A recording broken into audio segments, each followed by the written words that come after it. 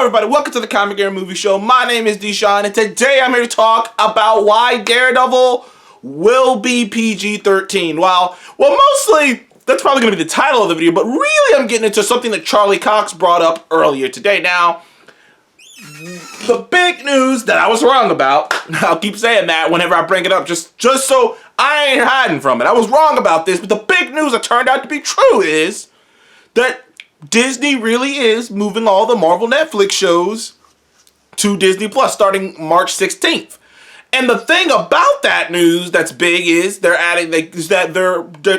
from what I've heard, they're bringing it all on Disney Plus without any, changes, any editing.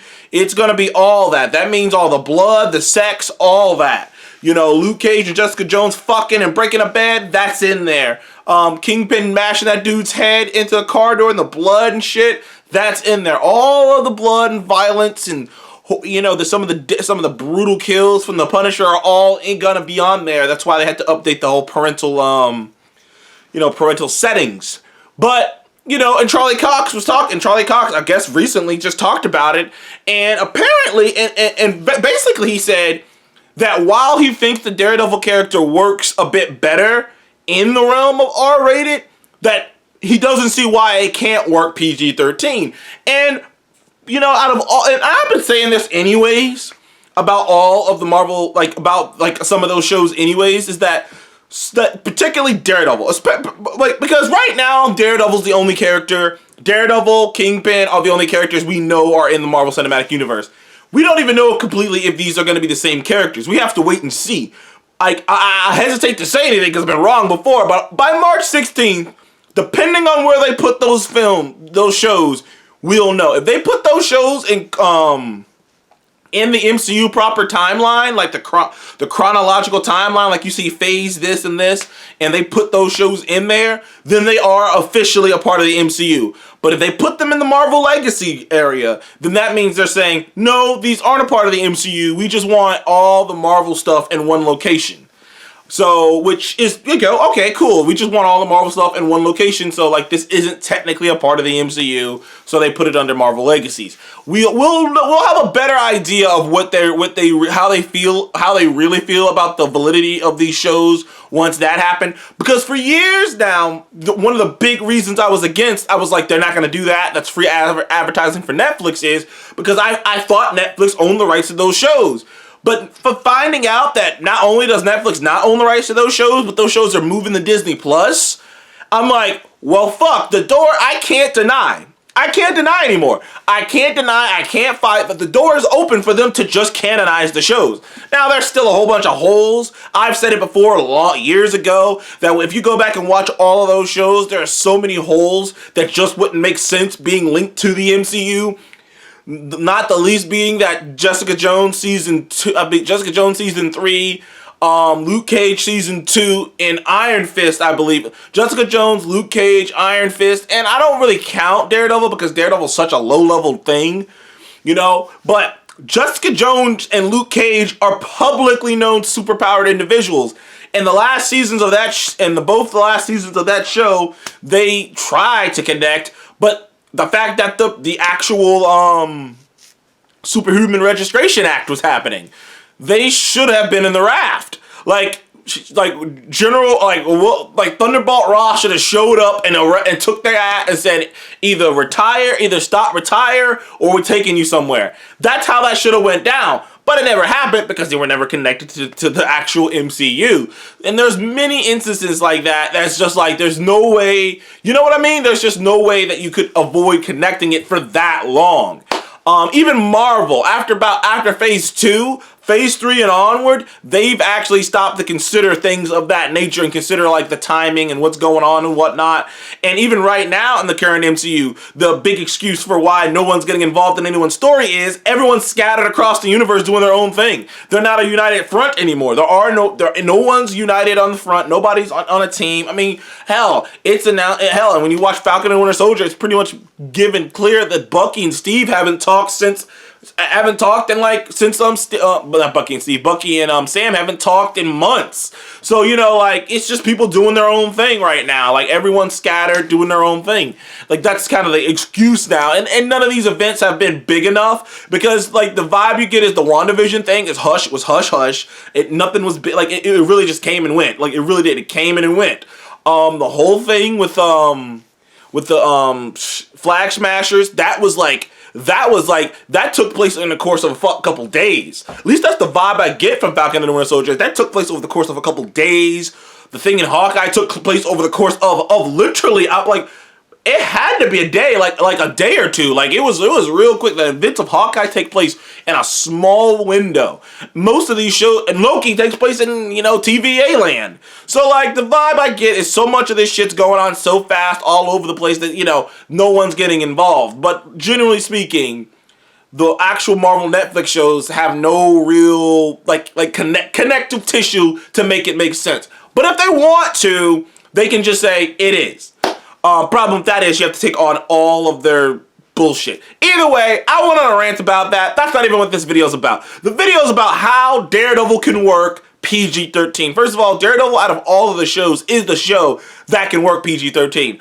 I'm hearing a lot. I haven't seen the Batman yet. I'm trying to wait to see it with Seth, but good God, I am tempted. So many reviews, so many thoughts. I'm like, I want to go see this movie. I'm trying to wait to see it with Seth, but fuck that guy. No. But man, I really want to see it, man. I really want to see it. And like, but hearing people talk about Batman and describe the Batman, it's a PG-13 movie that pushes the R rating.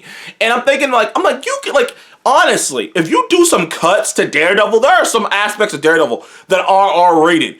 But it wouldn't be nothing to just edit away. Like when Elektra slashes that kid's throat in front of Daredevil, and you know the blood squirts all over Matt's face, and he's like, "Oh my God!" Like it ain't nothing to cut away from, to take away the blood squirting on his face, to cut away from it, and we just hear the blood coming down and him choking and her looking up and and maybe you can put a little bit of blood on her face and they'll get it over. There's nothing to be like, okay, that's how we're gonna do this. It's nothing to just, it's nothing that when Kingpin's squishing that dude's head in the car door to just not show it, but hear the squishing of the dude's head in the car door. It's such easy editing tricks. And like, sure, and it's nothing to just cut away. When Frank blasts that dude in the face with a shotgun, it's nothing to cut away when he blasts him in the face. Like, there's so many easy things that you can do to make Daredevil, the Daredevil show, PG-13. So easy. Like, honestly, like I could, like, honestly, like, if I had the skills, I wish I did, I could probably edit together episodes of that show and make, of the most, like, extreme version of that show and make it work. Because because the blood and the gore and whatnot isn't the key thing. It's the characters, the story, how it's written, how it's executed. And I just don't think, like I said, Marvel, like Kevin Feige has said a while ago, he does not plan on doing any R-rated stuff. Does not plan, and I believe Kevin Feige. Kevin Feige told you, I do not, like when the X-Men Fox first got bought, Kevin Feige told you, I got no plans to do anything with these characters for at least 5 years. It's been 5 years. And so, like, when Kevin Feige tells you something, at least when it comes to something like this, I believe him. There are no immediate plans to do any R-rated things. Now, after 2023, maybe we can revisit this conversation. Maybe they'll announce some things, but it doesn't sound like it. Feels like after, like, maybe they'll do something, but I doubt it. It seems like Feige, just like, you know, like kind of like Lucasfilm, they know where the money is, you know, where the money is. And most likely, this is what I think they're gonna do, and this is what I would do.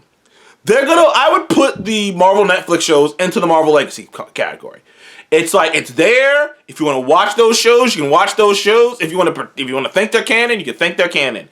And then they do a rebooted series of Daredevil. They bring back, they don't have to bring back, they bring back some of the cast. I don't think they have to bring back all of the cast. Like, just, you can bring back the actor who plays Foggy. You can obviously bring back the Kingpin. You can Vincent D'Onofrio's Kingpin and a couple other characters. But like, it's just like, it'd be fun to get because like, I'm like, the reason I've always kind of also been against them just making the Netflix shows canon is, why would you want to tie yourself down to that? Like, you have an opportunity to like tell your version of Daredevil. Why would you want to tie it down to something that's already been told? You know what I mean? But then again, I can't lie to you and think that in my own mind, strategically, from a business perspective, Why would you go, like, why are they trying so hard? Like, they're really, like, rapid fire. I mean, this thing hasn't left, like, usually when stuff leaves a service, like, it's not that big of a deal, and it's not this drawn out, but this thing is happening so quickly, and they're changing their entire parental settings, just to put this on there, that it does make me go, well, maybe they are gonna make them canon. But like I say, we'll find out when we see where they're placed, wherever they're placed on the Marvel list. We'll find out. But like in my mind, I would personally believe them in the Marvel legacies as something that people can watch. It's all here. You can watch it. It's a part of our legacy. It's a part of the Marvel legacy. All of it. Honestly, I want to get all that shit. I want to get Blade over here. I want on Disney Plus. I want to get Deadpool on Disney Plus. I want to get Logan on Disney Plus. I want all the Marvel stuff under one roof. Everything Marvel's ever released. I want Spectacular Spider-Man on Disney Plus. All of it in one location. Your one-stop shop for Marvel. Want that. But at the same, but that's besides the point. And then I would do a rebooted version. I'd call it Man Without Fear. Something like that. Just Marvel Studios Daredevil. Maybe kind of change the font up, make it a bit bolder, because the other Daredevil logo was like kind of, like it's like it kind of fit the vibe of the show. Maybe make it a little bit bolder, tad bit brighter. It's Marvel Studios Daredevil. And perhaps, and I would do a soft reboot.